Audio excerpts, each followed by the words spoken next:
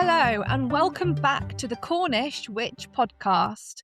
I'm your host Freyja, a witch who lives in Cornwall but who isn't a born and bred Cornish maid.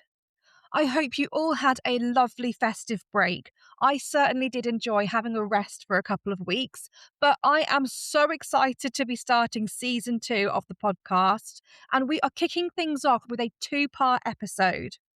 So in this episode, I interview Paul, who shares his spiritual journey and experiences. If you remember back in season 1, there was an episode called The Witch of the Old Ways, where I spoke with the lovely Tatiana. Paul is her husband and makes up for the other half of their business, the Gypsy and the Witch. In part 1 of this episode, Paul discusses how his wife's spirituality influenced him, leading to a significant life change after a retreat. He reflects on personal growth and the signs that nature provides during spiritual journeys. Our conversation delves into family heritage, health challenges, and the importance of community support. Paul emphasizes the role of meditation, breathwork, and divination, highlighting the significance of your mindset in navigating life's challenges.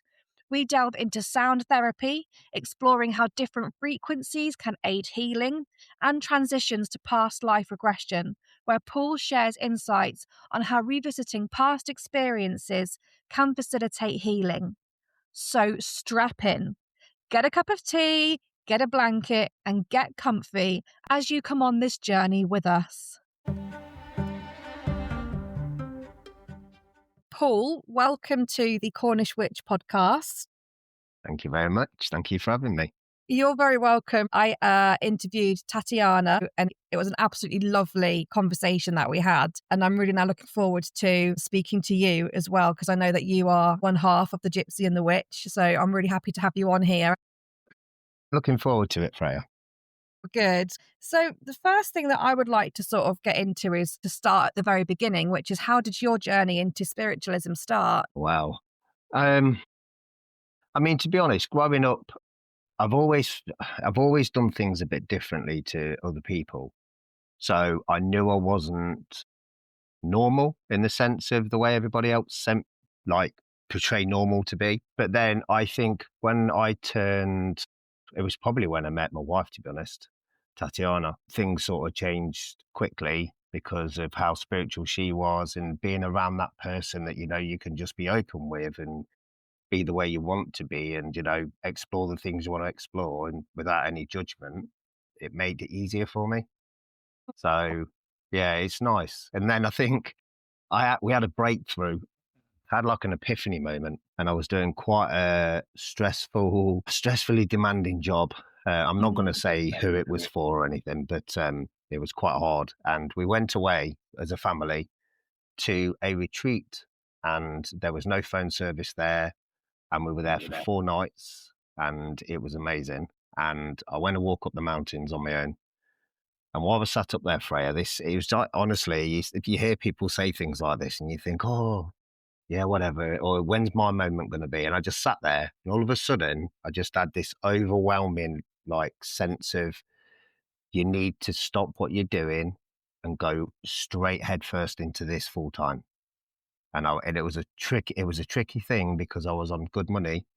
I had a lot of responsibility. I come down the mountain. I walked over to Tatiana and I said, got something to tell you. She said, what's that? I said, I'm leaving work after 10 years of being there in quite a high role. I said, I'm leaving work. What do you mean? I said, I'm leaving work. She said, why? I said, somebody just told me I've got to do this more now. And it went from there, really, when I went head on into offering everything all the time. It's lovely, to be honest with you, Freyja, because you're helping somebody, but you're helping yourself as well. So, Yeah, and it I love sounds it. like it's that's such an incredible I'm quite a visual person, so I just have this vision of you taking the spiritual journey, but the metaphor is physical for you as well. You went up the mountain and came down a different person, but a more authentic person. You're being more true and authentic to yourself as well. Yeah, I know. And to be honest, to hear the story, it sounds so fictional. So, oh, it's something you read in a book. But I promise you, hand on my heart, that is exactly how it happened for me. And it was really bizarre because even though I was open, sometimes we're open to things and sometimes we're switched off to certain things within the field of what we're exploring. Hmm. But this was like everything. It was like open it up to everything. And it just, as soon as I did, it was a massive change. It really was Yeah. Yeah. phenomenal. But it was actually really, I wasn't emotional as in like I wasn't releasing emotions, but the way I felt inside, I felt this overwhelming relief, like a weight had just been taken away from me because I knew I was taking myself away from the stress that I've been going through for 10 years with the position that I was in, with the job that I'd done. And it honestly, it's like someone just went, right, take it away. And it went. And I felt amazing. Yeah, that sounds so freeing. And I know Yeah. you said like it sounds like it's from a book or something, but we with books and movies and TV and anything like that, any sort of storytelling, it all has to come from real life. It all has to come from somewhere. And I just think that's so beautiful as well. Thank you. I Did did as you well. Were you also a little bit apprehensive or a bit scared? Because it is hard putting yourself out there and going out on your own, especially within the spiritual world and sort of giving up that, I suppose, that security blanket of I mean, I call it the mundane. I'm not saying everyone's going to find it mundane, but that security blanket of the regular 9 to 5, steady sort of income sort of stuff. Was it a bit scary and apprehensive at the time, even though you knew it was the right thing for you to do? It was, but all as I kept feeling is everything will be okay. Mm, Everything. Honestly, it's like it wasn't somebody specific talking to me. It was just how I felt. It's like yeah. somebody was pumping this energy into me to say to me, "You're making the right choices." And honestly, Freya, when I did put myself into it more, we did get more work, and we started meeting more people, doing more festivals, and connecting with a lot more. And it was really nice, and it's been amazing since. To be honest with you, it really Oh, has. that sounds wonderful. And hearing it as well, it sounds like you completely manifested it for yourself. But people say, your mind is a very powerful thing. Yeah, And, you can do anything you put your mind to, and also changing that state of mind as well. And I think there is a lot to be said about, psychology in there and, call it spicy psychology, witchy psychology, spiritual psychology. I think when it comes to your mindset as well, and, you change and you're absolutely determined that this is what you want to do, but also you feel like that is your truth. It's a yeah. really beautiful thing. Absolutely. But I think as well, what we tend to do when we're trying to achieve something or, change the path that we're currently on, Mm, we put ourselves under a lot of pressure unintentionally. And it's not about, trying so hard. It's going with the flow of what you feel is right. yeah, And so long as you are achieving and succeeding in what you want to, it doesn't matter what path you take or how long it takes to get there. It's the journey that along the way that is the most important thing for you. Don't rush a yeah, good thing. You don't rush something that's good. You take your time and enjoy it. exactly. And sometimes that's difficult because, especially I think in the society we live in these days, it's all about the hustle and the grind and Yeah, achieving success, but achieving it tomorrow and showing off that success. And you're absolutely right. No, enjoy the moment. You're never going to get it again. So enjoy it. If you're doing something that you like and you've got a goal and you're enjoying the journey towards reaching your summit, yeah, take your time, man. absolutely. Yeah, well, I mean, it's like climbing a mountain. You don't run up there, Yeah. do you? You take your time and enjoy the scenery. Yeah, absolutely. I climbed Mount Snowdon and, it was beautiful, and yeah, I mean, I have never climbed a mountain before, and for some It's people who are listening gorgeous. who might be, very au fait with mountain climbing, it was my first time doing Snowdon and, yeah, it took me a long time, but the scenery was amazing, and we did just keep stopping and just looking around and just looking everywhere, and I was glad we did because by the time we got to the summit, it was completely cloudy, so you couldn't see a thing. Well, yeah, we did it a while ago. I went with a couple of my cousins and a few friends. Before I had issues with my back, because and we did Snowdon. Now, when I looked on the weather, it said it was going to be warm, So me being me, I always used to be in shorts and a vest all year, nearly all year. Not like a horrible vest, but like a t-shirt or a light top. Mm. So I went really ill prepared for this climb, and we were climbing and it was really warm, and I was sweating, and my cousins were sweating, and we were all laughing about how warm it was and how uncomfortable we felt. And then we got near the top. Oh my Lord, it just turned from hot to like -20 or something. I was freezing, Yeah. and we didn't hang around. We was going to get the train back down, and I was like, no, let's go back down now. I think we was only up there for like 3 minutes. I chucked a jumper on that I had in my bag, and then we started walking back down again. But it's beautiful. It is gorgeous. It is beautiful. And it is amazing how quickly the temperature drops as well. But it was going back down for me. It ruined my knee. I thought going back down would be easy. I thought, oh, we're going to boss it. Going to go back down. It's going to be like really easy. You're not going to struggle. And Yeah. no, it was the hardest bit going back down the mountain. It is. You put a lot of weight on your knees because you lean back as you're going down, because Yeah. obviously the gradients of the ground, it starts going down quite steep at places. So I had the same issue when we went down as well. My knees were killing me for like 2 days after. Yes, So same. it just shows how unfit we are, Fred. But I digress. This is a spiritual podcast, and I'm talking sorry, about I do apologise. No, it's not your fault. I was just climbing Snowdon is a spiritual experience, isn't it? It was an incredible experience, and I'm so happy that I did it. And I did it with one of my best friends, and we just had the best time. Lovely. And it was interesting, actually, because you say a spiritual experience. We drove up to Snowdon, and the weather was atrocious on the drive up there. And we were climbing the mountain the next morning, and we got into Snowdonia National Park, and the clouds were really low. It was raining. We couldn't see. We were just hoping the sat nav was right in getting us to our Airbnb. And we were on this little country lane, and all of a sudden, so my friend was driving my car because we were sharing the driving, and all of a sudden, as she was driving, a hair ran out in front of the car, and it was this beautiful brown hair, and the ears, or her ears, the points of the ears were tipped with black, and the hair just ran really slowly in front of my car for about 200-300 yards. Wow. And I was just like, I felt like it was a really good omen, because all the way up, my friend was like, what if they cancel it? What if the weather's really bad? Oh my God, the weather's awful. And I was like, no, this is such a blessing. This is such a blessing. And we're going to have a really good climb, and it's a really good omen. And the next day, the weather was just perfect. Oh, yeah, I love nature. I love seeing nature, Freya. I always see it as a blessing when you get to see the ones we don't see very often, my love. Yeah. To be honest. Yeah, it was really incredible. They are really my nice. favourite.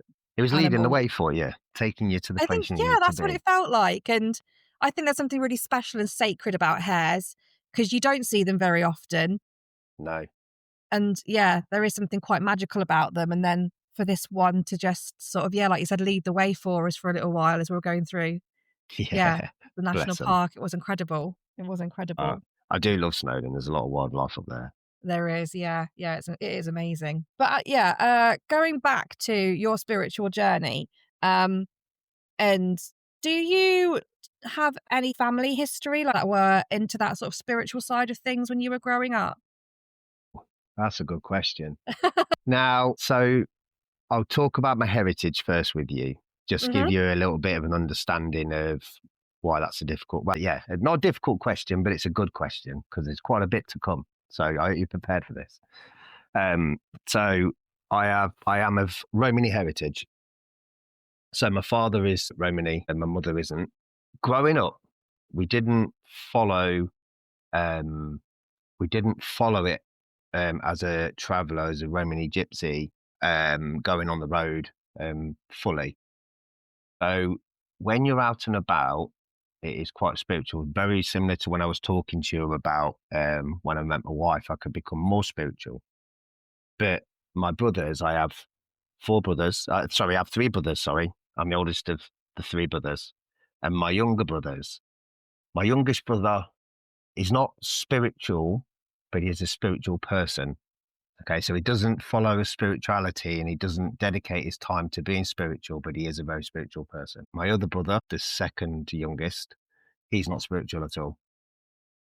My brother next to me, Yeah. So the one that's just underneath me, he's not spiritual either. My mum isn't spiritual. She doesn't follow a faith. She doesn't follow a path. But again, same as I said with my younger brother, she's a very, very spiritual person.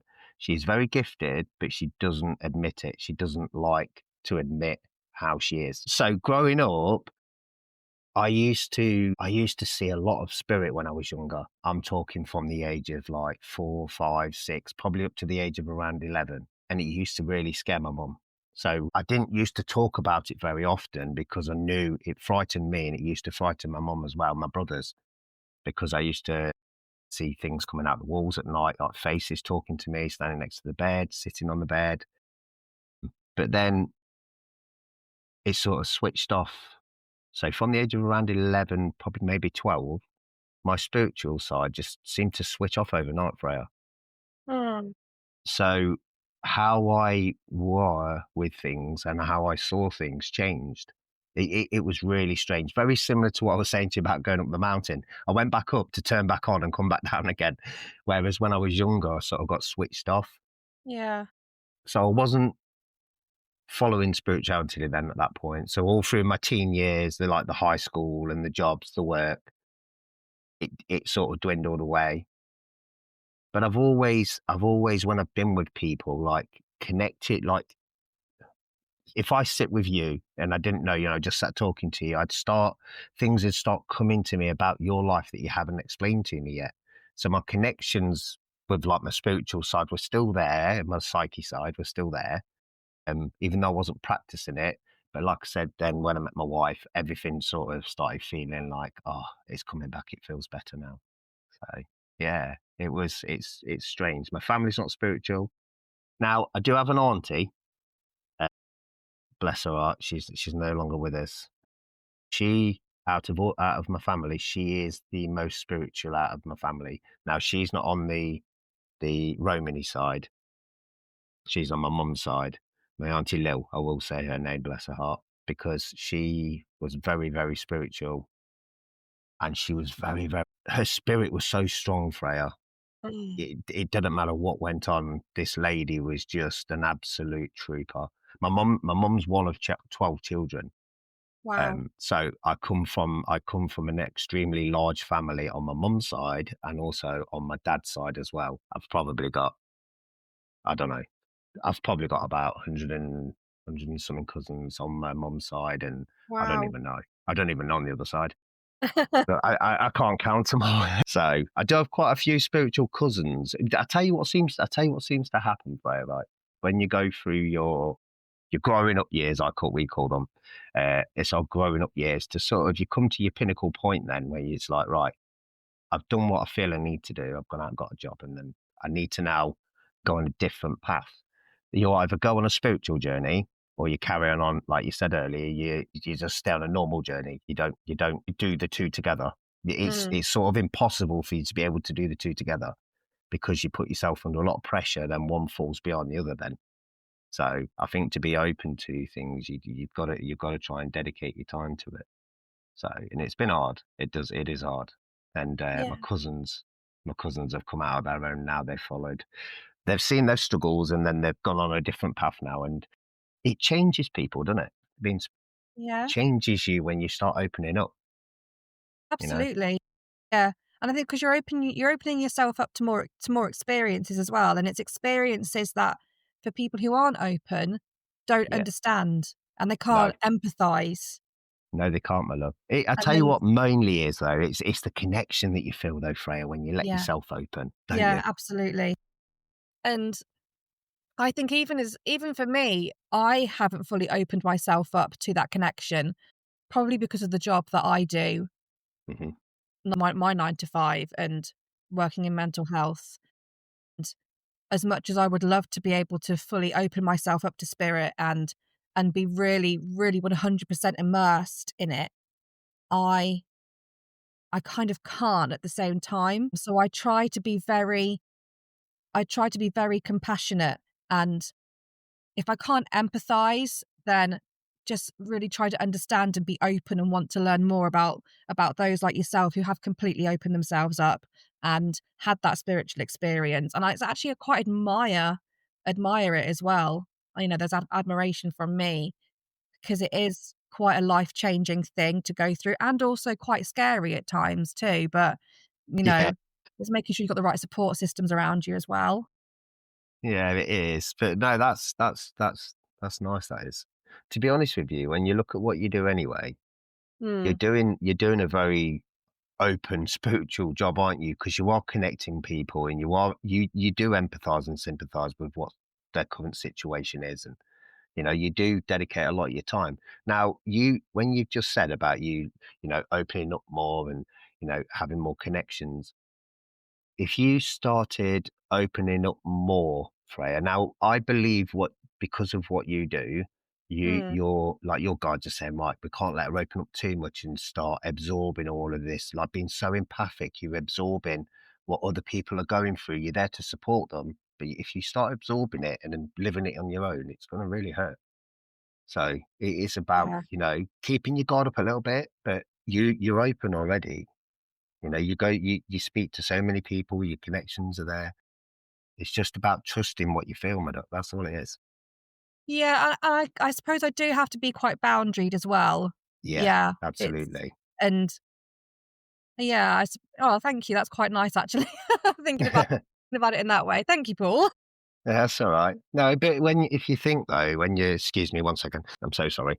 No, Um, it's okay. when when you are when you are naturally guarding yourself Mhm. because you feel you need to, like I said, with the job that you do, then it's hard to let your guard down to open up. It's like switching it on and off. It's difficult. So Yeah. don't feel like you're not achieving nothing because you definitely have, and you are.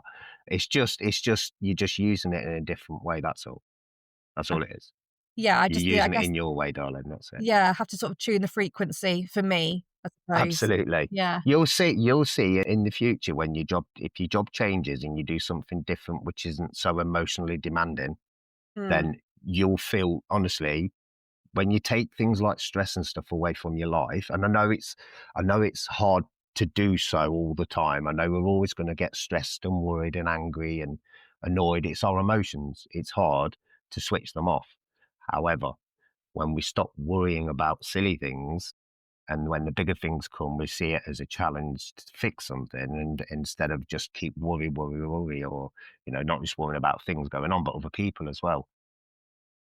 Drive yourself. We can't move on and be free because our mind is overwhelmed with all of this worry and stress. If Yeah. if it ain't got that to deal with, you're going to open up quicker and Yeah. more easily. Yeah, absolutely. With thinking about worry and stress and how worry and stress can not only affect our mental and emotional and spiritual health, but also we know that stress has a very physical effect on our bodies. When we're stressed, our cortisol levels are higher, which can then cause our sympathetic nervous system to go into overdrive, and that has a lot of physical manifestations within our body. But then also we know that, if people have experienced any type of trauma, then the body will hold that trauma somewhere and it physically manifests and it can cause illnesses. What sort of spiritual or holistic tools do you find quite useful as an aid to illnesses or disabilities? Love that question. Right. Where do you want me to start? Now then. So for somebody that's struggling mentally, the first thing I would say to do is to start listening to meditations which are designed to allow your mind to relax.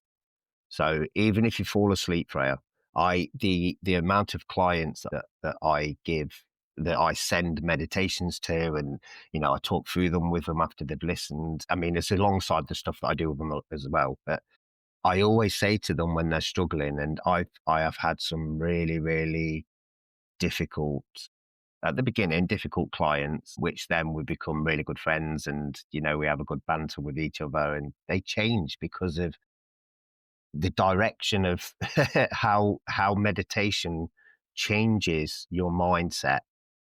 I mean, a good one I like to use, this is a very, very, very good um, meditation to listen to, and it's about 30 to 40 minutes. You can listen to it asleep, but I always listen to it awake with my eyes open. It's called hemisyncing. And what that does, Freya, it allows the left and the right hemisphere of the brain come together to sort of work together instead of having, when you see the cartoons and somebody has the angel and the devil on the shoulder, you say, yes, you can. No, you can't. Yes, I will. No, Oh, you won't. yeah, Yes. yeah. Yeah. This is your left and your right hemisphere. So when you get a thought in your brain, and then I'm going to go for it. And then what'll happen is you'll think something will come in, your rational brain will say, if you do this, this might happen. Or somebody that's highly anxious will come up with a million different scenarios that potentially could never happen, but it's their anxiety putting something in the way. Mm. So by letting the left and the right hemisphere of the brain come together and work together and harmonize with each other, it makes everything easier to deal with. And it's honestly, I cannot tell. I'm actually going to send it to you to listen to. Yeah. Yeah. I'd love you to listen to it, my love, and just see how it makes you feel. I've just wrote it down. So hemi-syncing, so Yeah. hemisphere and then synchronizing both. Meditation. I've wrote that down. And if we Yeah. can if I can get a link in the show notes as well for people who'd be interested in that, because that sounds incredible. Honestly, it's one of many tools that I do use, and it's unfortunately it's not my own work because a lot of it is like binaural beats, and it's all to do with frequency and sound that I would love to talk to you about later as well. But yeah, no, I've got that. Good. I won't spoil it now, but we'll talk a lot more about this in a moment. Another tool, breathing, breath work. Yeah, yeah. Simple. It's not about, you don't need to go and purchase anything. You don't need to go anywhere to do it. It's just about focusing your center and just breathing through what you're going through at that moment. Now, there's certain patterns online that you can get. I mean, I've got some that I use in my diary, like inhaling for certain amounts of time, exhaling for the certain amount of time, and then you hold and inhale, in, out, in, out. There's so many there's dragon breath, vortex breaths, and they do different things to you because I ain't going to tell you this. I'm going to tell you this in a bit when we talk about sound again as well, because this is quite important with sound. And then another one that I like to do, another tool, cards. Sit and pull some cards for yourself. If you're familiar with reading cards, or if you're not, go and buy yourself like a deck of oracle cards because they're nice and easy. They're a lot softer in their energy and in the messages that they deliver as well, because a lot of people get a bit scared about tarot, don't they? Certain Yeah, I mean, cards in the I deck. do it, and I've been trying to do a tarot pull every day or every other day, trying to get myself back into the routine. And I'm not doing like a 12 card spread or a Celtic cross. I'm just sat there with intention, sort of seeing what cards will jump out and what guidance I need that day.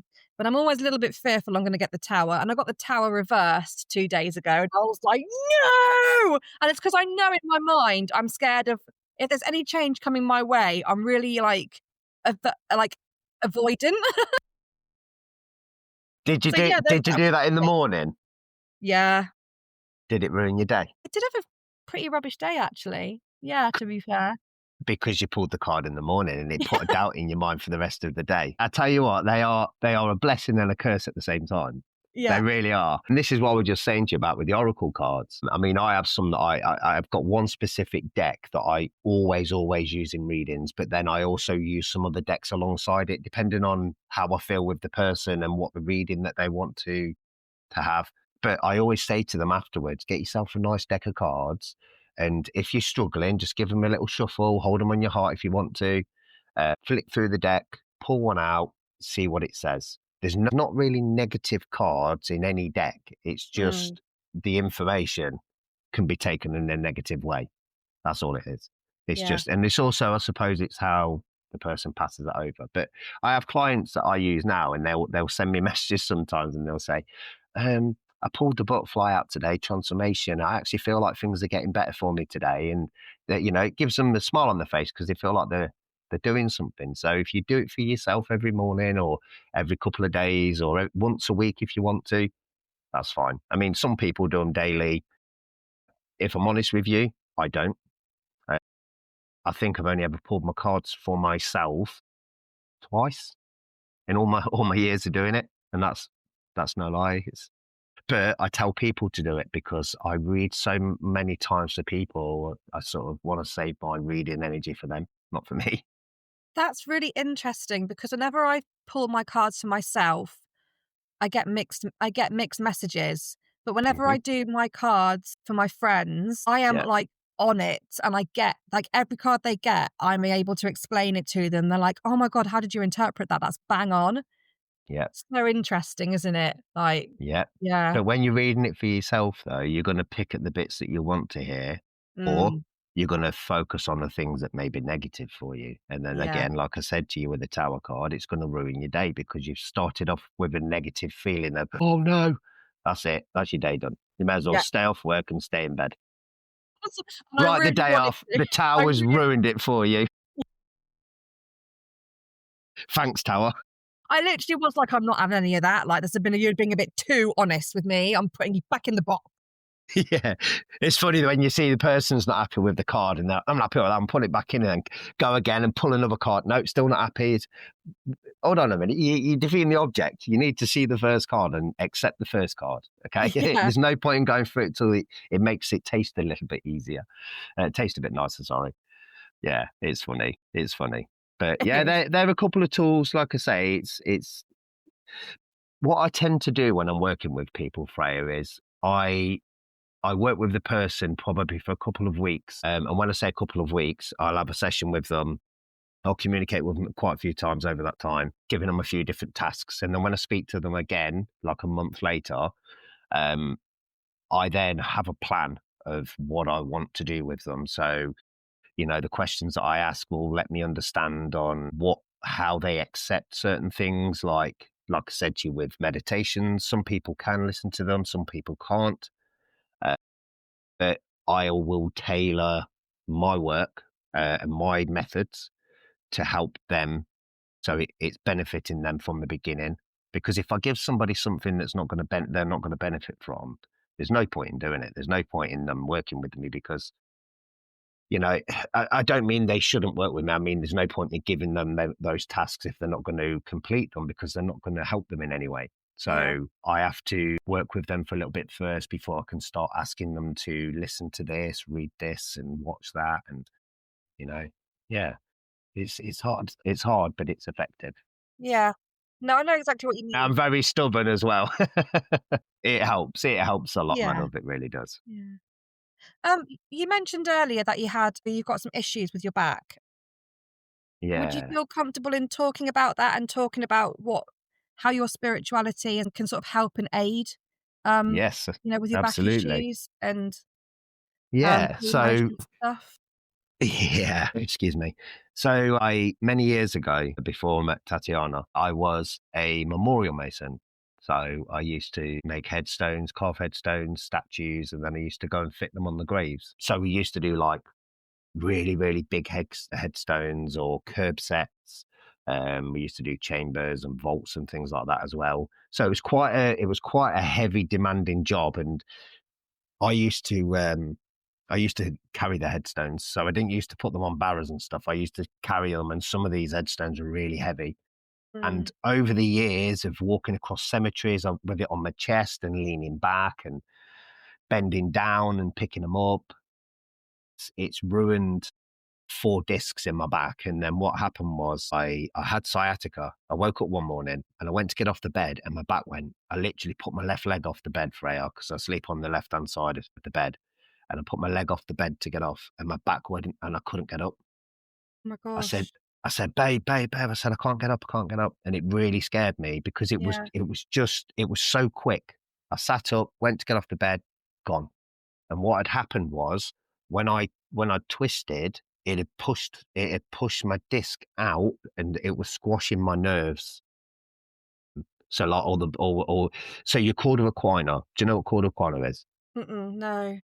So on the back of your spine, you've got your spinal column, you've got your spinal cord, sorry, and when your spinal cord comes down, halfway down your back, it changes from like a tubular cord into lots of hairs, and it's called cord of equina because the hairs resemble a horsetail, like horsehair. Oh, So the right. cord is hair and equina is horse, so it's Yeah. cord of equina. So the cord of equina, so all the different nerves that go to your feet, your bum cheeks, your thighs, your calves, all of that, all the bottom half, all to do with your bladder and things as well. Mhm. it was crushing them. Now, because it wasn't to the severity of me not being able to fully walk, not walk, they wouldn't operate. So I went through that, Freya, for around 10 months of just constant pain, discomfort. It was just agonizing. Then I had the operation, and then I couldn't walk for quite a while after the operation until my back had healed. That wasn't a pleasant experience. Right. However, it healed that problem, but then it highlighted something else because I was left for quite a long time with this disc which was squashing nerves. It's damaged some of my nerves now. So my right leg, I have severe numbness and pins and needles in my right leg at all times. My right thigh is like extremely sensitive to touch. If I catch it on something, it feels like someone's put a hot poker inside my leg and spinning it around. It's Oh. so painful. I struggle with my back. Obviously, my back still hurts. I can't bend certain ways or do certain things because the pain is just annoying. Now, one thing that did help me pain wise when I was struggling at my worst was, again, with a meditation. Now, this meditation was 8 hours, so it was a sleep meditation, but it was a frequency. And what that did was target your nervous system. So what it does, it's sort of the way that the pulsations of the frequency was generated through the headphones and went into your body, the way that it received, it was like it was sending like a song to make them feel happier. Is the easiest way to put it. It wasn't turning it off, it wasn't stopping the pain, but it was sort of toning it down a little bit and making it a bit easier to cope with. So, but other than that, meds, Yeah. it was harsh. It was, I think those 10 months of my life, Freya, before I had the operation, I can't even remember, if I'm honest with you. Had that many different medications that I was taking to try and stop the pain until I could get this operation. It was just unbearable. And then I ended up having private surgery in the end because I was waiting for so long. I just couldn't go on any longer. How I was struggling with it. It was hard. It did. I didn't come off my spiritual path, but it was hard for me to focus on certain things because I couldn't sit down for long. I couldn't lay down for long. I was always moving around, fidgeting because I couldn't get comfortable. So because I was dealing with so much pain and discomfort quite a lot of the time, I found it quite difficult to just focus on me, if that made Yeah. sense. Yeah, of So, course. yeah, it was hard. It was hard. And a lot of my clients as well that I've been working with for a long time, actually, a few of them, when I was talking to them, they're like, oh, we can tell you're not very well. I was like, no, no, I'm still okay to do this. And even though we still did our sessions, it wasn't as full on as what I was working with them previously. Because again, my mind wasn't on the task at full at hand. And they knew that anyway, but they was okay about it because I've been working with them for a long time. So Yeah. yeah, but as soon as I had the operation, within the next day, because the pain had gone, the Yeah. discomfort had gone in that leg, the other one started, but it was different. It was like falling over. I fall over a lot now. I could be walking like from the kitchen to the dining room, which is probably about 10 feet, 15 feet, and I could probably fall over or nearly fall over twice within that journey because I don't know where my leg's going to go. Mhm. It's annoying. It's annoying. Yeah, and it's quite a hard thing to accept. Yeah. When you've been, I mean, from the age of 16, my mum, bless her, she's a fantastic woman, and she's such a strong woman. I've never met a woman so strong as my mum. I mean, we all say it about our parents and grandparents, I know, but my mum is a very strong-minded lady, and she's always brought us all up to be like, be strong, get on with it, bite your lip and just get on with it. Don't show pain, don't show weakness, don't let people see you being upset. And because, being boys and like I said, being the oldest as well, Yeah. all my brothers are younger than me. It's sort of like leading by example, even though we did have our moments of still feeling upset. So it's quite hard when you get older because I've worked from 16, and then as you get older and you have that ability taken away from you, to be honest with you, it can be very, very mind numbing because you just don't know what to do with yourself. I know a lot of people have far worse difficulties than I do. And if I'm honest with you, I don't know how to cope with it day in, day out. It's really been hard for me dealing with it mentally, mainly. Physically, we can always do something, have a tablet or something to help there and then, but mentally is the hardest thing, to be honest. Yeah. Oh, bless you. Paul, thank you so much for being so open and vulnerable and sharing that. I really appreciate you telling me all of that. That's all right. I don't mind. I just want to say thank you. And I get where you're coming from because also you've gone and had a lot of your independent capability taken away from you. And then in a way that kind of takes away, I might be wrong here, but I think if that was to happen to me, I would lose my sense of identity and purpose in a way as well. And that's a lot to deal with, not just physically, but mentally and emotionally. That's really, really tough. And not only are you then fighting a physical and a painful battle, but then on Yeah. top of that, you've got that mental torment as well. Perhaps a bit of an identity crisis too. It is hard. Again, using aids as well. Again, I know they're there to help, but it's not that it's embarrassing. It's because just feel like, oh my lord, what's my life coming to now? What have I done to myself? And this could have been avoided. But do you know what? That was how I used to feel about things, and like, but I bet I've had this for quite a few years now. So I've been dealing with this for a few years, and it's been harder. But I don't see it that way anymore. I see it. Do you know what, Freya? I actually see it as I feel this was a blessing in disguise. Now I know it's not been a blessing with the pain, but you Mhm. know what? I feel that because I was still carrying on I was trying to burn the candle at both ends. So I was doing what I said to you earlier about the spiritual work. After I left that job, I went head on into my spiritual work. I was doing another job on the side as well to get bring some more money in because we wanted to move to Cornwall. Yeah. So I was doing that, and I think that they said, right, you can't burn your candle at both ends now.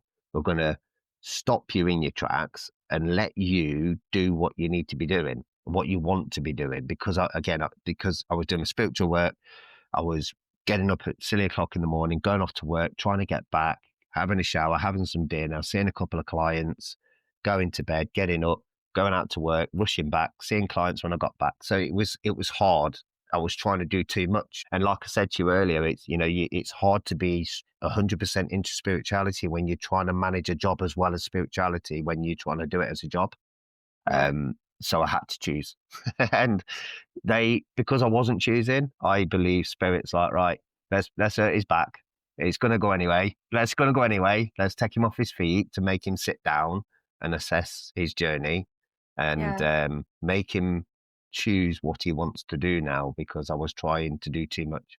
And I think that's how I ended up like I did. It is a self-inflicted injury, not on purpose, but because I never listened to the old guys that are training me. Don't do that, you idiot. You're gonna, when you get to my age. How old are you? You're 45. Oh, you're just too old. Because I was doing it when I was like 18. You're just an old man. You don't know what you're on about. Now I'm that age. I'm like to the young uns. Don't do that. Take your time. I was like, oh Lord, I wish I'd have listened. So, but I was just trying to be Superman and just do everything myself when I was younger. Yeah, pay the price now. But I'm glad that your mindset, you got to change your mindset about it now. And Yeah, I've had to, because it's my way of yeah, coping. and it's interesting because people who do experience significant physical trauma where then it does change their life, Hmm. studies show that changing your mindset and accepting it for what it is, and then going, okay, so this has changed my life. I can't fight it. I'm going to accept it for what it is and work with it. You know, then they have a better quality of life than those who refuse to accept it and keep fighting it and keep feeling, negative and bitter about it. It's all about that Absolutely. mindset. So to hear that your mindset has changed, and yeah, obviously you're going to have those dark days and those bad days because that's normal and it's okay to have those days. There's nothing wrong with that because you're still it's still an adjustment. But if you're able to recognize that and go, do you know what, I'm having a bit of a shit day, but I'm going to have a bit of a pity party, and then I'll move forward. And with you incorporating your spirituality into that as well, that sounds like a really, really positive mindset that you have. Yeah, I've had to, honestly. It's my way of coping. But Yeah. it's true what you say though, Freya. I mean, your mind is, we hear so many different things about, we hear some success stories, and we hear about people, we hear some awful things of people really struggling mentally. Hmm. But it is hard to get out of a mental state. It really, Yeah. really is, and I understand that. And my dog is at my lowest points. I won't say my darkest days. I'm going to say my lowest points. I just didn't want to get out of bed, and I'm not even joking. I probably spent at one point about 9 days just in bed. Hmm. Don't get me wrong, I did get up for a minute, stretch because I had to keep getting up because of my back, but I just got straight back into bed again Yeah. because I just couldn't mentally. I wasn't coping with what I was dealing with, because I knew that I had to. Now everything has changed for me. It's not going to be the way it was. It's not going to be how it was. It's going to be harder because things are going to take me longer and they've got a lot of limitations. However, you just do what you can. Yeah. And, if I struggle, I just have to sit down, take a little bit of time. Walking anywhere is quite difficult. Hmm. Falling over, using the sticks. It's quite an inconvenience when you've got sticks and you're trying to open a door. And like I said to you, I take my hat off to those that have been going through it for a long time, because it's harsh. It is harsh. So yeah, it mentally, but you can't believe things are going to get better. Sorry, if you don't believe things are going to get better, and easier, they won't. And it's just seeing it from a different angle. Yeah. Absolutely. I try and turn a lot of things into not comedy, but I try and turn it on its head from being a depressive situation to a comical outcome. Well, it's that classic saying of, if I don't laugh, I'll cry. Absolutely. That's an- Absolutely. That is yeah, absolutely. That is spot on, Freya. If you don't yeah. laugh, you will cry. Yeah. So, if it's better seeing the funny side of something than Hmm. letting it consume you with a negative feeling all the time. Yeah. Yeah. And you said that you didn't get out of bed for 9 days, and Paul, I don't think you're alone in that at all. And sometimes it can feel very, very isolating when you Yeah. experience something like this. Yeah. That when you're struggling mentally with it, and that you might feel like you're the only one that's not coping, and then you start beating yourself up because you want to stay in bed, and you're in that depressed and low mood and you don't want to get out of bed. But I promise you that not only in the work that I do, but also people that I've met in life, and also knowing people very close to me that have also had issues, physical issues with their back or with their hips, you are not alone in having that very low period, and you're not alone in, wanting to spend those days in bed. So, because I know it Yeah. can feel like quite a lonely and isolating moment, but it's really important to let you know that you're not alone, and there's nothing, wrong with that. Sometimes you need to be in it, and you need to, and then sort of come out. Sometimes the only way out is through, if that makes sense. Yeah, absolutely. Yeah, it is. You have to experience the pain to come out the other side. Yeah. And it's not just physical pain. It's emotional and mental Yeah, pain as well. Torture. absolutely. That's why it's mental torture. But yeah, again, everybody's different. Everybody copes with things differently. Talking to people that have experienced the same injury as well has been a good thing for you. Yeah. Because one thing I hate, I say I hate, I dislike hearing people say, "You don't understand." Right, and I've always been the same from a young kid. I just don't. I just dislike people saying that to me. You don't understand. Now, after this happened with my back, I think I use that word. I think I use that phrase the most. I was saying it all the time, and I kept thinking to myself, I hate saying this, but people don't understand what I'm going through. And speaking to people that did understand what I was going through Yeah. and still have difficulties. And, there's one fantastic lady, and she has been an absolute godsend. And this poor lady has been going through this now for something like 20 something years. It was an injury, a similar thing to me. It just came on overnight and they didn't catch it in time. And now she's left with a permanent spinal cord injury. Talking to her, it was hard for me at first to open up because it's quite an embarrassing thing talking about certain difficulties. But she understood, and she was like, Paul, don't worry about it. People go through it. This is what I've been through. And then she put me in contact with more people because I have a condition called Cornwall syndrome. And then I've just been diagnosed with something else. I can't even remember what it is. Type 2 something, pain, something or other. I don't even know. I don't like labels on things, where Yeah. it's yeah. When you put a label on something, it makes it real. It's an issue that I've Hmm. got, and I'm just trying to deal with it in my way. But Yeah. talking to people that understand me made it easier for me.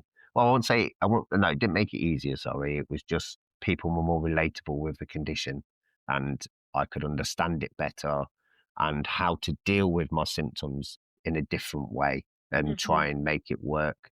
I mean, my wife, bless her, she helps me with physio every day. Um, yeah, she has to help me put my socks on quite a lot of the times because I can't bend down because of my back, and it's annoying, but you just have to get around it, Hmm. I'm glad that you've found a community who does understand, who are going through it, and that again you don't have that feeling of isolation as well, because I think Yeah, that's really, really important. it is. It Are is. That's you? what hurts a lot of people, because they have nobody to talk to, Yeah, nobody to share it exactly. with. Yeah, Yeah. yeah. So So it's if really that's the important. case, they need to read. All they need to do, though, darling, is just reach out. And again, I said to you earlier, I'm a very stubborn person. I don't talk about my problems. I don't ask for help. I just get on with it, and it's just the way I've been brought up. But Mm. this instance, I've had to speak to people. I've had to ask for help and ask for support and guidance on my condition to help me to make it more manageable. So if Yeah, people are struggling and they do need help, people ain't going to know you need it unless you ask for it. And if you ask for it, it shows as soon as you take that first step of asking for help or just a conversation, it's not even help, just somebody to talk to, and you make that first step, the first time you do that, your mind will allow you to continue to open up gradually, and you'll feel more at ease by talking to people then as well. And it will yeah, make it easier.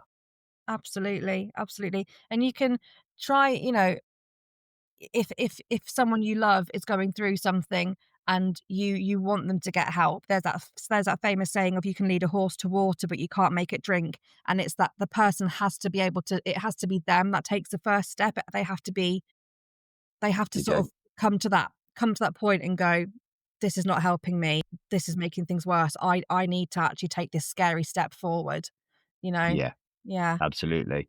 I mean, one thing that is, well, that was hard for me when I knew that I needed to do something. And my wife, bless her, she's been an absolute legend. Honestly, she is my rock.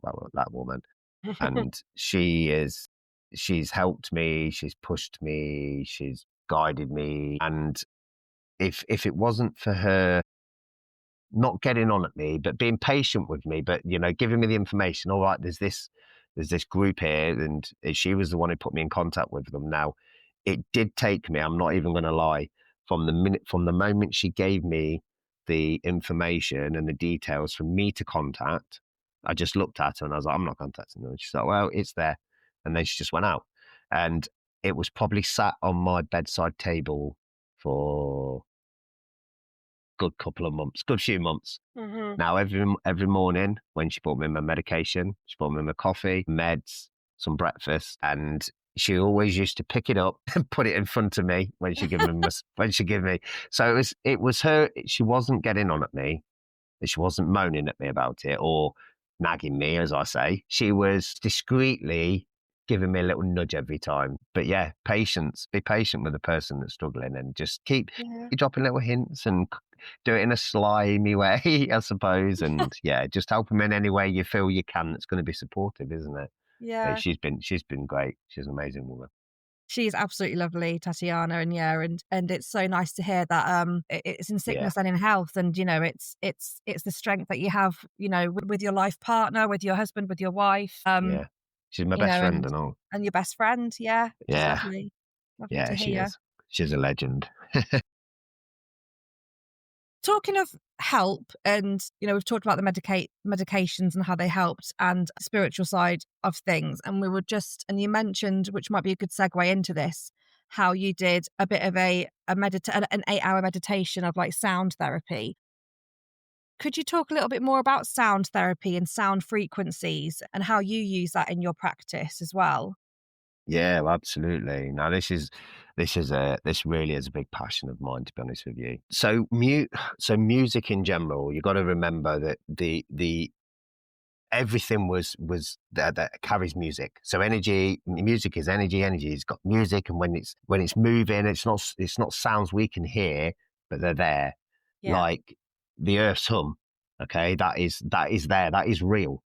That is real. And at night times, I am going to come to the frequency in a second. I'm just explaining about the frequencies and the sound. It's at night times when we're going to sleep and you can hear the earth hum. Now, I don't know if you've ever heard it, and it is a lot of people, they say you can't hear it, it's too low. Okay. But when you are so relaxed and connected at night time, you can hear it's like, whoa, whoa, whoa, whoa, whoa, whoa, whoa, whoa, whoa, Oh, right. and you can hear it and it just keeps going and going and going all night long. Now, when you listen to the frequency of the Earth's hum, it's a very, very similar sound. It's not as deep as that, it's a little bit higher than that. But it's amazing. Now, frequencies.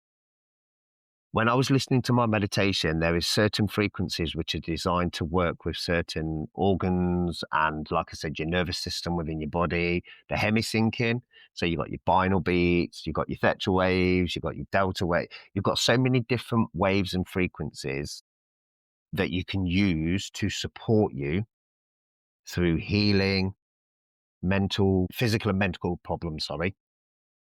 And it is absolutely phenomenal. Now, when I do sound healing on my clients, I like to use a few different methods. So you've got the ones that a lot of people know more about are gong baths. So different size gongs carry a different frequency, the hertz are different, and the resonance, the way it goes through you feels different. So the higher it is, you feel more elevated. The lower it is, it feels like you're cleaning out. It's Mm. really, really strange how it works. Now, you've got to remember as a human being, as this physical form that we chose to take, we contain what, 80% water. Now, when you run a sound through a water, and have you ever seen a bowl of water, a clear bowl, Freya, with water in it on a vibro board, like a Yes. frequency board? Sorry. Yes, and Yeah, I've seen, like, sand as well, how they do it with yeah, sand or salt. Yeah. yeah. And have you seen the different? So the different frequencies have different patterns. Yeah, it's incredible. Yeah. So if you imagine you having a frequency, a vibration directed towards you, and it Mm. is manipulating the fluid. So remember, we've got blood Yeah. as well as your spinal fluid as well, or spinal cord fluid. Yeah. We'll talk about that in a little while. Um, when you carry a sound through that and it manipulates it, different frequencies are going to make the fluid move differently. So it's going to make you feel different to different sounds. Now, from a little boy, I'm not even joking. I used to listen to music every single day while I was driving, while I was working. Like when I used to walk to school, walking back, I used to have a Walkman on, the old cassette tape Walkman. Oh, yeah, I remember those. Yeah, probably when the tapes used to get caught in them as a pain in the backside. But um, I always used to listen to music, and music brings you up, it lifts you up, it elevates you. And when you start to listen to higher frequencies, like the one I said I'm going to send you with a hemi-syncing, those Yes. frequencies, they start off quite loud, then they go quite low, then they go quite loud again. So it's like a manipulation. The way that the vibrato is in the sound and the way it moves up and down, it makes your body feel like you're actually moving with the frequency. But it's the way that the sound goes through the headphones, and it's the way your brain is picking it up. It's quite honestly, Freya, it's really it's so, there is so much to it. Honestly, you could sit and talk for a month just on frequency and you still wouldn't Wow. cover everything. Wow. Every organ in your body has its own frequency. So like your kidneys, your liver, your lungs, your brain, your heart, you know, if you're struggling with something specific, there will be a frequency that you can listen to that will help to do this. Now, there are actually, oh my lord, my mind's gone blank where it is. So I think it may be in Sweden. For the last couple of years now, they've been experimenting with sound healing instead of operations.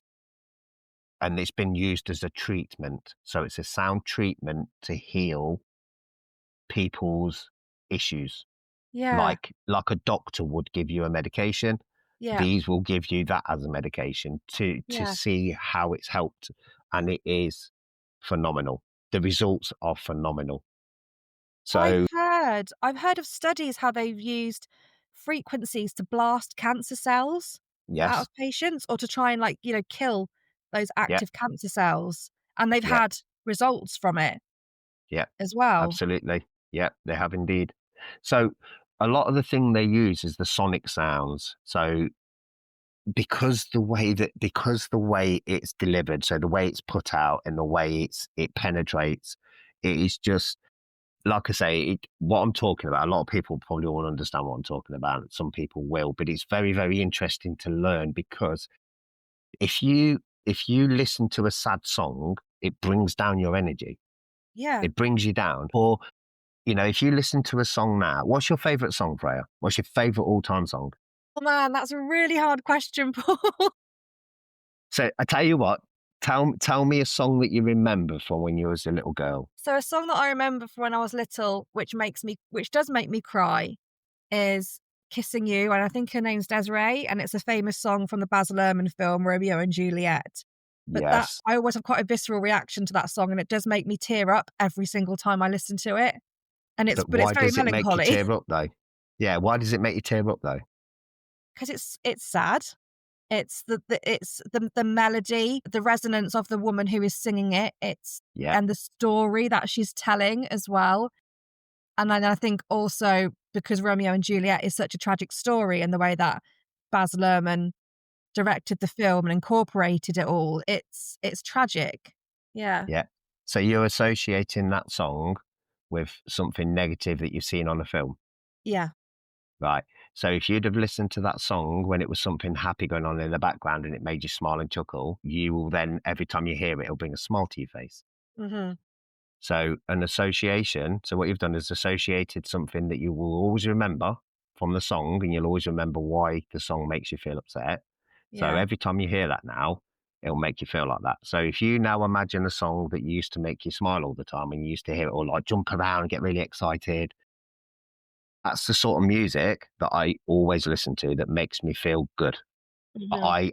Reggae, this is crazy, Yeah. is something that I've been brought up on, and I absolutely love reggae. And it is something, I honestly, Freya, I can sit, I can listen, and I can put myself where I was at certain points. It's like my gateway back into the past. It's the way that I revisit me. Just like little memories, like things will pop up, and there's a couple of different songs. If I feel like I need to release some emotions, and again, this is all to do with sound and frequency, my association with these two songs is very, very close to me. So one of them was a song that we played when my granddad passed away, and Mm. the other one is a song when my grandma passed. So those two was like, we were really close when we was growing up. My grandma and granddad, from my mum's side, they had 12 children, and every time I hear them, if I feel angry or I'm feeling like I've got something that I'm feeling a bit etchy and I don't know how to release it, I'll listen to one of two songs or both of them, and from the start of the first one to the end of the second one, I will stand and have a cry because I need to release something. Yeah. As soon as those are finished, I wipe my tears, I'm back to normal. So Mm. I use them to help me to release. And then if I want to revisit a memory, I listen to another song. So the sound that the song is, the words, the frequency it carries, you're remembering it, you remember the feeling. I use it to help. And this is what I say to a lot of clients as well, my love, when there's, when I'm doing different works with them, and I always try and get them to like we'll do it at the time we're talking. I'll put the song on and just see what their reaction is, and I'd say to them, "How does it make you feel? Tell me. Close your eyes and talk me through how you're feeling, what you're remembering." And yeah, it's good. It really is good. You should try it. Honestly, I you should try will. it. Sound association. I will, because I do listen to a lot of music, and I'm at the moment really at Florence and the Machine. She's really on my sort of like top Apple playlists at the moment. I'm really enjoying her music. But though yeah, I do have my favourites in my playlist that I'll always go Yeah, back to for sure. it's the So I was same as in. definitely doing that. Yeah, it's the same with churches. It's. I mean, I was blessed with where we grew up in Leicestershire. I grew up in a Colville in Leicestershire. It's like Yeah, I know northwest. Colville. Yeah, that's where I met my wife, in the nightclub that I used to go to there. Bless her. I wasn't going to go out that night and all. I'm glad I did now. Um, where we used to live, because we lived quite close to the woodlands, we had the monastery. So it's called Mount St Bernard's Abbey, and it's where the monks live. And they make the chocolate. They've got their own dairy farm. Well, they used to when we were kids, and we used to go up there a lot. And we used to go and listen to them sing in the church. Now, again, I've not grown up going to churches and things. I did go in there quite a bit when we used to go up there as a kid, listening and things. When people go to the way churches were designed, when they start singing, Freya, is the way the sound travels around the roof and bounces off, and the way the acoustics come back at you. It's uplifting, which is why when people go to church and they're all singing together, they're connecting, it's bringing their energy up. They feel absolutely fantastic because they're all engaging in the same thing. And even the people that just sit and listen, they still feel great because the amount of energy that's being generated through singing and enjoying each other's company, and it's great. It just shows how powerful sound is. Yeah. Yeah, and the It's vibrations as crazy. well.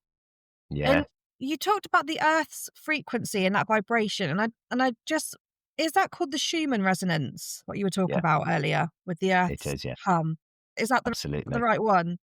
Yeah, and I believe off the top of my head, I think it's 7.48 hertz, I think. Yeah, yeah. And I think it but is. that can change sometimes, can't it? I mean, I It know it can has like indeed. a baseline, but sometimes it can really like shoot up, and because you can like track it on the internet and see the sound waves, and sometimes they can really spike, and it makes you think, oh my gosh, what's going on? Like, So the spiking that you see in the sound waves from the Earth's generator, I call it, because it's generating all the time. It's generating sound, it's generating life, it's mm, generating the weather, everything. When there's a spike, now I've watched a lot of things to do, and see, my way of learning is I have to listen or I have to watch, because when I read, my brain, because my brain is a million miles an hour, mm, ADHD brain. When I start reading, I'll probably get into the second paragraph and I've forgotten the first paragraph, so I'll start rereading the first paragraph again, and then I have to read again and again. yeah, But my mind takes me off on a little journey when I start reading. So listening to, watching all of the documentaries, sorry, that I've watched to do with the Earth, is when there's a spike, it's the moving of the tectonic plates. So when the plates slide across each other, it's going to cause a different sound and vibration, isn't it? So it's like, yeah. So as it's moving across, the friction, and as they're pushing up, it's going to make things spike. So there'll be your spike points on your. I see. It's crazy. It It's is amazing. We crazy. don't understand. I mean, we don't even understand 90% of what's capable out there. We only know a little bit.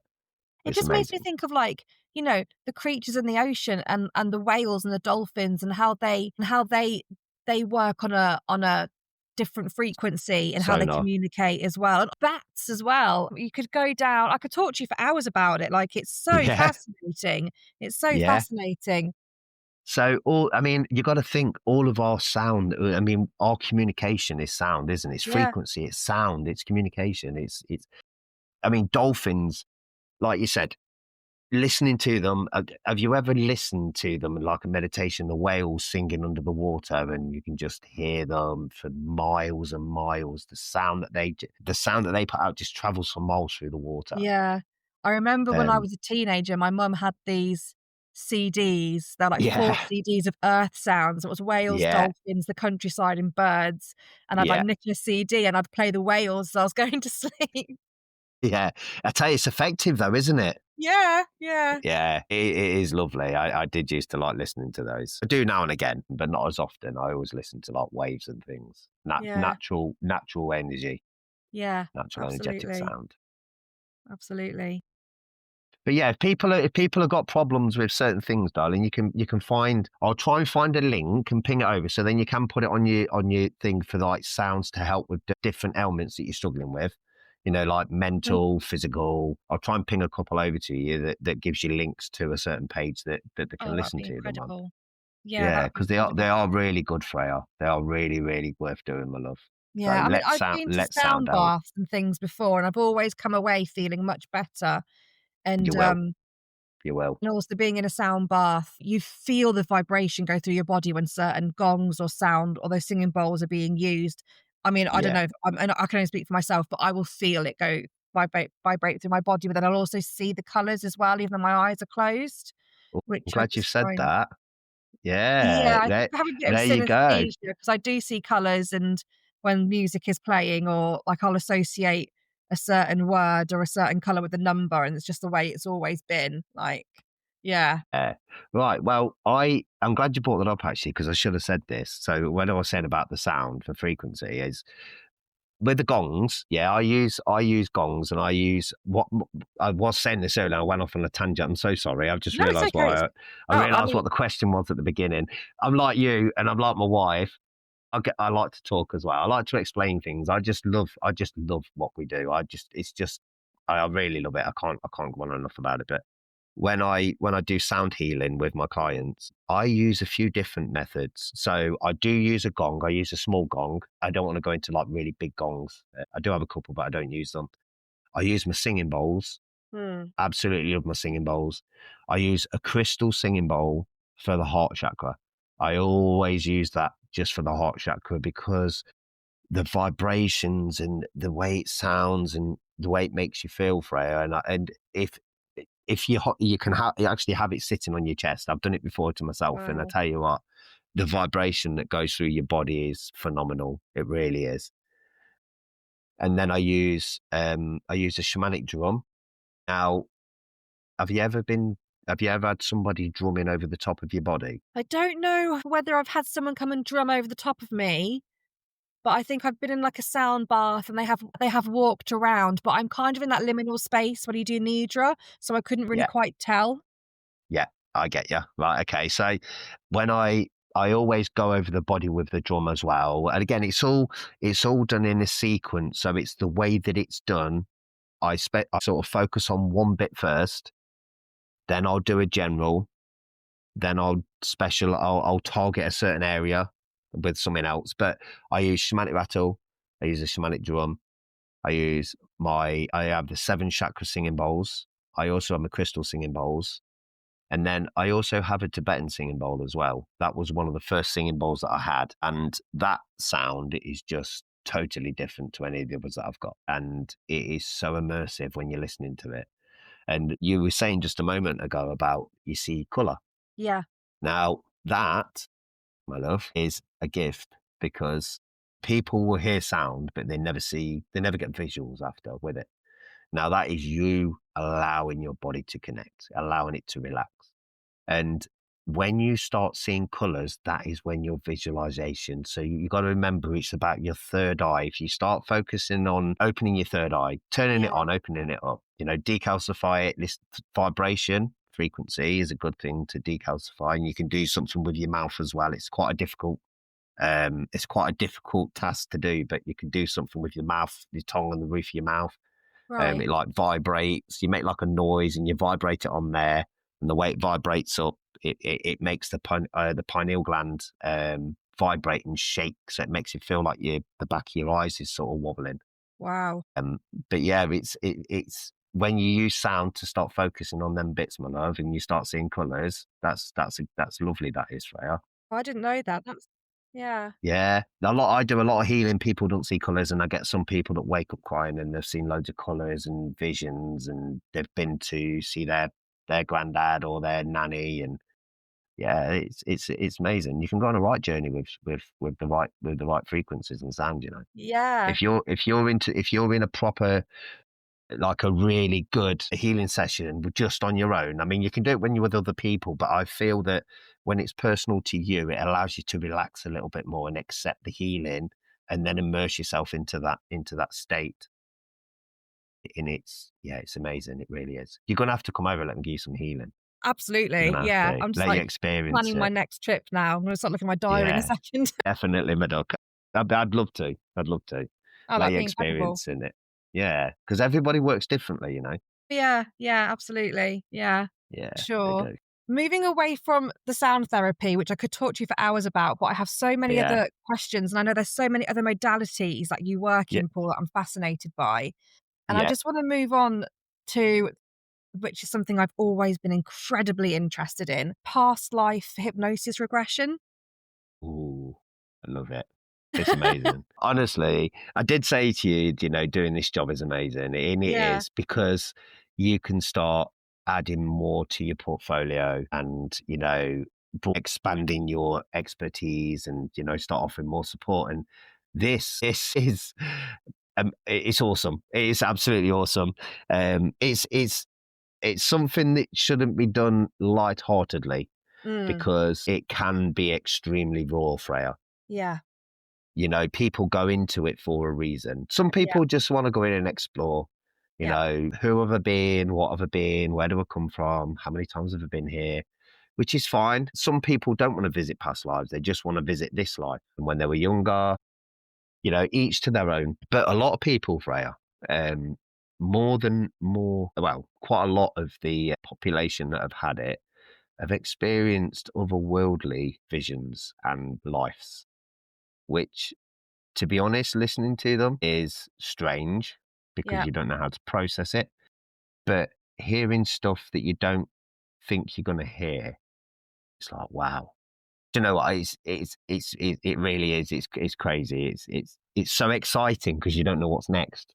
yeah, And yeah, everyone's got their own story to tell, haven't they? yeah, And their own experience. So, but a good thing about past life regression. So there's past life regression, and then there's past life healing. Okay, so what you can do, if somebody has like a phobia and spiders, let's use spiders because it seems the majority of people are scared of spiders. What are you? yeah. Are you scared of spiders, Freya? So no, I try not to be, and I think that's because my parents were never scared of them. They'd always encourage us to not be scared of spiders and say no.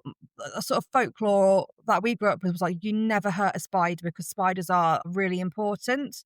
Yeah, But if I they am are. sitting down watching telly and a spider as big as my hand suddenly walks across my living room and just looks at me dead in the eye, I do feel quite the hairs on the back of my neck go up.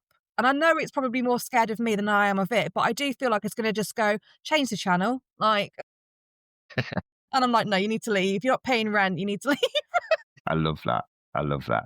But no, we're not scared of anything when we first take our breath. When we take our Mm, first breath, we're not scared of anything. And that's how we should be, really. Not being scared of anything. And with your past life regression, is people that struggle with certain things is because of a trauma that is carried over with them. So it's their subconscious is holding on to a trauma from a previous life. okay, Now, yeah. one way of there is there's so much documentation out there. One lady who I have watched, oh my lord, I've watched countless hours of her talks. Dolores Cannon, Yes. yeah, she is, listening to her stories as well. It's just eye-opening, to be honest with you. And if somebody's struggling, you can go back to their past life. They can experience their death to put that part of their subconscious mind to bed. and then move on from it. Now, some people will want to experience the death. Some people won't. I mean, I've not had anybody that's had loads and loads of like different things they wanted to get through or go through deaths. It's more like curiosity. Yeah. But there's a lot of the studies and professionals that I've watched, the videos that I've had access to through my training, has shown me, and I've heard quite a lot about people going into this Freyja. And one gentleman, he's done like 15 regressions now, and he's been Wow. some really, really strange things and places, and he's always wanted to relive the traumatic experience of that life to overcome something from this life. I mean, people have gone in for regressions and they've actually had physical problems. So they've had something wrong, like a bad back, their neck, something wrong with their neck, or a disability. When they've gone in, or like certain birthmarks as well, like certain shaped birthmarks. And when they've experienced the past life regression and experienced the death through that, they've seen how they've been killed. You might have like a really weird scar on your chest or something. It's where someone's been stabbed. I was just about to mention birthmarks. Yeah, The thing that a birthmark is an indicator of how you might have died in your past life. absolutely. Yeah. Yeah. Yeah. Same as scars as well. They always say that scars will follow you. From the first moment you receive a scar, you will always get another scar in a similar place. Wow. Yeah, it's crazy. That's It's just like it follows you, doesn't it? Yeah. And again, I know everybody has their own beliefs and understanding, but we need to look at past what we can already see. You ask questions. That's what you do. Always ask questions. Never accept what you see. Is ask questions about it and learn more. So going into having somebody in that vulnerable state, because when you're deep in meditation and trance, it is quite vulnerable. You are quite vulnerable. I mean, you're hypnotized, aren't you, in a hypnotic state? So it is quite a vulnerable time. So it's talking to your clients and ensuring that they're happy to talk about certain things, or, what they do and don't. But it can be hard to get some people to connect or relax, should I say, not connect, relax. But the majority are quite good. They know. I mean, the first question is, have you ever been hypnotized before? Because it is hypnotherapy, but it's just tapping into a different part of your mind, or asking different questions. Sorry, giving it different tasks. Not asking questions, giving it tasks. But it That is sounds amazing. amazing. And Yeah, I it think is. we could do we could do a whole podcast episode on past life regression and a whole podcast episode on sound therapy and frequency Yeah. as well. Yeah, we could. Absolutely. Well, I mean, if it came through the speakers correctly, I would come and sit with you and do like a little mini sound bath. But I've done it before, Freya, and to be honest, the microphones don't pick it up properly, and No. the speakers don't let it out correctly either. Yeah. So it just sounds like, so it's just a waste of time. Yeah. I think But it's something it you is have to beautiful experience though. in person. Yeah, I mean, there's a meditation online. It's 33 minutes long, and it's the 9 self-radio frequencies, and it's done with a singing bowls. So it's 9 singing bowls, all tuned to certain frequencies. And just listening to that, if you can give that a listen before bed, you have the Yeah. best night's sleep. You will feel so heavy when you wake up in the morning because you've had the best night's sleep. You I mean, I really will. struggle with sleep, so I might give that a go because I've always Oh, struggled with my Freya, sleep. if you listen to that, honestly, lovely, if you listen to that, it really, really is nice. And the same as there's a Tibetan monks as well. Do you like listening to singing, Freya? Like old Gregarian monks? I don't know. I don't think I don't think I've actively done it, actively listened to it, to put it on. However, I'm always one to try something to see if I like it, so I would definitely give it a go. Do you have links to Wales, Freya? Welsh Wales. Yeah, I was born in Wales. Carmarthen. I was just going to say to you that there's a Gregarian chants there was some monks that resided in a big church somewhere in Wales. The song is actually online, and it makes the hairs on the back of your neck stand. I mean, it even makes the hairs on my legs stand up. It is that powerful. I don't know why. I just felt like I needed to say to you about Wales. Like, I That's think so this strange because, one, yeah, I suppose yeah, technically you could say I am Welsh, yeah. but I'm Well, not at the you're same not far time. away, are you? You're only over the. You're only, Well, I was born in Carmarthen, and then okay. I grew up a little bit in so my accent will come through now. I grew up a little bit in the valleys in Ceredigion, near Aberystwyth, in a little village called Pontrhydygroes. And I spent some of Love my it. childhood there, a very significant part of my childhood. And Love then that. spent the rest of it growing up in Northamptonshire. So I do have yeah, but the rest of my siblings were born in Northamptonshire, and I was the only one Ah, born in the only one Wales. born in Wales. What a Yes, I have a blessing. What a massive my blessing. birth certificate, which is a Welsh birth certificate. It's huge because, like, it's compared to my siblings' birth certificates, mine's like a scroll. Yeah. Yes. Yeah. Wow. They're following tradition. So, Yeah. but yeah, I'll try and dig it out. I haven't listened to that one for quite a while, but Gregorian chanting is amazing. It really is. I mean, again, it's not about listening to gospel music or listening to church music. It's not about that. It's about the words that they speak, the way that they Mm. speak them, how they carry the sound, how long they hold a note for. It is all relevant to how it makes you feel. It really is. I hope you all enjoyed listening to part 1 of this episode. I have linked everything callers mentioned in the show notes for you to explore. Join me next week for part 2, where you can listen to Paul and I continue our conversation where we explore shadow work, physical mediumship, the power of Moldavite, and healing through spirituality. We now return to our segment of the show where I let you know the Witch Weekly events that are happening in Cornwall and South Devon. Starting with local covens that are seeking new members. So if you're a solitary witch looking to join a coven, this might be for you. And with us once again is Ros and Booker, one of Cornwall's longest established covens, and they hold meetings in North Cornwall and the Devon-Cornwall border. Applicants are welcome to introduce themselves via email and can visit their website for more information. A new one now, which is Rebecca, who is the mother priestess of the Temple of Cornwall. She joined me on episode 10 in season 1. She runs the temple's mystery school, and she is starting to accept new students for her sister and later on priestess of Cornwall training. This opens on the 1st of February. I've linked the website in the show notes along with Ros and Booker's information as well. If you run a coven or hold a sister circle in Cornwall or South Devon and you're open to having new members join you, please let me know and I will give you a shout out on the next episode. Okay, so witchy and spiritual events. We have with us again the Cunning Grove, who are in Plymouth, and on Saturday mornings they hold their witch, bitch and brew from 11 a.m. until the last witch leaves. The Cabinet of Folklore and Magic down in Falmouth are back holding their tarot readings on Saturday mornings. Hedge&Wild are holding an online Imbolc ceremony. They will share insights into the Sabbat, a drum journey to the smithy with the goddess Bridget, a ritual of light that you can participate in, time and reflection for journaling, and a sacred flame healing meditation. This will take place online on Wednesday, the 28th of January, 6:30 p.m. until 8 p.m.